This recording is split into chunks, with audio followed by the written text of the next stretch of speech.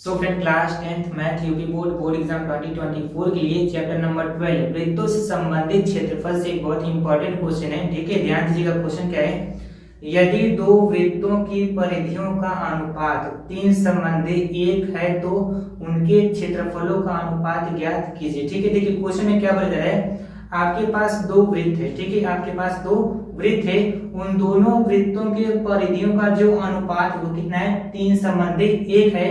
तो हमसे पूछा जा रहा है उन्हीं दोनों वृत्तों के क्षेत्रफलों का अनुपात क्या होगा। ठीक है, ये हमें बताना है। देखिए दो वृत्त की बात की गई है, तो मान लीजिएगा कि जो पहला वाला वृत्त होगा उसकी जो त्रिज्या होगी वो मान लीजिए r1 होगी और दूसरे वाले वृत्त की त्रिज्या को मान लीजिएगा r2 होगी। ठीक है, क्योंकि दो वृत्त बोला गया है, हो सकता है कि एक वृत्त बड़ा हो और एक वृत्त छोटा हो। ठीक है, तो पहले वाले वृत्त की त्रिज्या को r1 मानेंगे और दूसरे वाले को r2 मानेंगे। ठीक है, अब चलते हैं अपने क्वेश्चन की तरफ। ठीक है, अकॉर्डिंग टू क्वेश्चन। ठीक है, ध्यान दीजिएगा।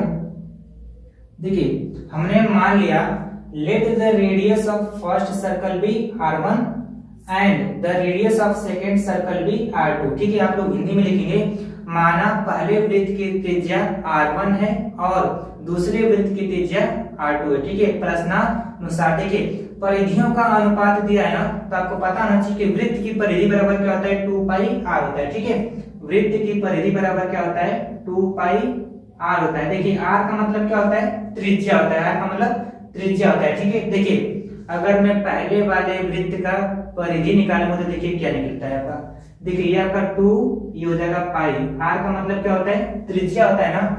पहले वाले वृत्त की त्रिज्या को मैं क्या मान लिया हूं, r1। तो यहाँ पे जो r है ना, इसकी जगह क्या पुट कर देंगे, r1 पुट कर देंगे। ठीक है, तो ये निकल गया आपका क्या, पहले वाले वृत्त का परिधि निकल गया। ठीक है, अब मैं दूसरे वाले का निकाल लेता हूँ। ठीक है, तो फार्मूला हम लोग का यही रहेगा, ये हो जाएगा आपका 2 पाई। r का मतलब क्या होता है, त्रिज्या होता है।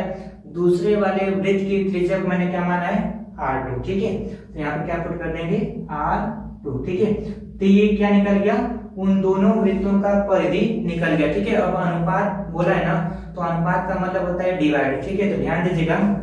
ठीक है, पहले वाले वृत्त का जो परिधि आया है वो कितना है, 2 पाई r1 है। ठीक है, इसमें डिवाइड करेंगे दूसरे वाले वृत्त के परिधि से, कितना है, 2 पाई r2। ठीक है, इनका जो अनुपात था वो कितना दिया गया था, 3 संबंधी 1 दिया गया। ठीक है, अब ध्यान दीजिएगा। देखिए ये जो 2 पाई दिख रहा है, 2 पाई से 2 पाई क्या होगा, कट जाएगा। ठीक है, क्या बचेगा, r1 बटे में r2 बराबर कितना, 3 संबंधी 1। ठीक है, मतलब क्या है कि जो पहला वाला वृत्त था उसकी जो त्रिज्या वो कितनी है, 3, और दूसरे वाले का कितना है, 1 है। ठीक है, अब देखिए अब क्या बोला गया था, उनके क्षेत्रफलों का अनुपात पूछा जा रहा है। ठीक है, तो यहाँ पे लिखेंगे रेशियो।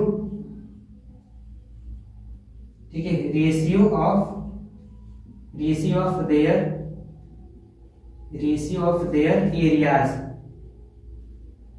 ठीक है, इज इक्वल टू, देखिए उनके क्षेत्रफलों का अनुपात बोला गया था ना, तो वृत्त का जो क्षेत्रफल होता है वो होता है पाई r स्क्वायर। ठीक है, क्या होता है, पाई r स्क्वायर। वृत्त का क्षेत्रफल बराबर क्या होता है, पाई r स्क्वायर।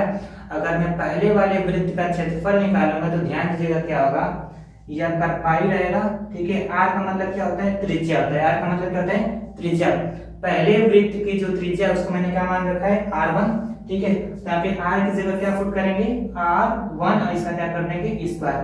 तो ये जो निकल गया, ये क्या निकला है, पहले वाले वृत्त का क्षेत्रफल निकला। ठीक है, और मैं दूसरे का अगर निकालूंगा तो ये क्या हो जाएगा, पाई r2 का स्क्वायर। ठीक है, ये क्या निकल गया, दूसरे वाले वृत्त का क्षेत्रफल निकल गया। ठीक है, जो कि अनुपात बोला गया है, तो यहाँ पे क्या करेंगे, डिवाइड करेंगे। ठीक है, अनुपात का मतलब डिवाइड होता है। यहाँ पे देखिए पाई r1 का square divide by pi r2 का स्क्वायर। ठीक है, देखिए ये पाई से ये पाई क्या होगा, कट जाएगा। ठीक है, क्या बचेगा, r1 का स्क्वायर डिवाइड बाई r2 का स्क्वायर। ठीक है, मैं एक बार यहाँ पे लिख देता हूँ, क्या बचेगा, r1 का स्क्वायर डिवाइड बाई r2 का स्क्वायर। ठीक है, अब देखिए दोनों के ऊपर स्क्वायर लगाए ना, तो इसको मैं इस तरीके से लिख सकता हूँ। ठीक है, इसको मैं किस तरीके से लिख सकता हूँ, r1 डिवाइड बाई r2 का होल स्क्वायर लिख सकता हूँ। ठीक है, अब देखिएगा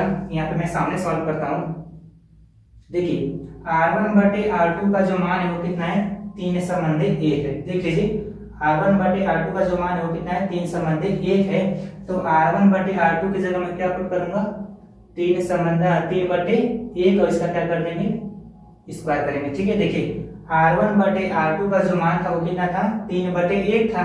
तो R1 बटे R2 की जगह मैंने क्या रख दिया, 3 बटे 1 और इसका क्या करेंगे, स्क्वायर कर देंगे। ठीक है, इसी के सामने आपको सॉल्व करके दिखा दे रहे हैं। देखिए 3 का जब स्क्वायर करेंगे तो कितना आ जाएगा, 9, और 1 का स्क्वायर करेंगे तो 1 हो जाएगा। ठीक है, अब हमसे अनुपात पूछा गया ना, तो ये अभी तो भिन्न में आया है, इसको अनुपात में कैसे लिखेंगे, तो ध्यान दीजिएगा, ये लिख देंगे 9, ये संबंधी कितना आ जाएगा, 1 हो जाएगा। ठीक है, मतलब क्या, उन दोनों वृत्तों के क्षेत्रफलों का जो अनुपात है वो कितना है, 9 संबंधी 1 है। ठीक है, तो आई होप आप लोग को समझ में आ गया होगा। मिलते हैं नेक्स्ट वीडियो में, तब तक के लिए बाय।